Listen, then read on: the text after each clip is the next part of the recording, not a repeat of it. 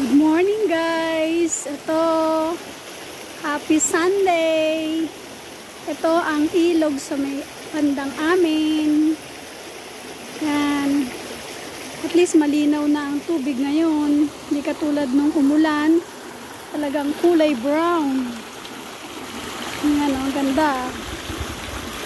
Ganda ng agos ang tubig. Yan, hanggang dito. Maganda ang tanawin dito sa lugar na to. Tsaka kung makikita niyo yan. Yan. Papunta yun doon sa may baba, kabilang side ng river. Kung magpapahinga ka dito, masyado siyang relaxing. Nakakapag-relax ka dito sa lugar na to. Yan. Puro bato. Kaya kung stress, pwede na rito magpahinga. At ito ang magandang part dito.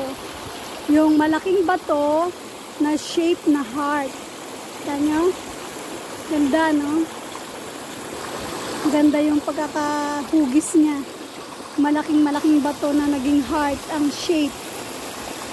Don't forget to follow for more. Thank you for watching. Bye-bye.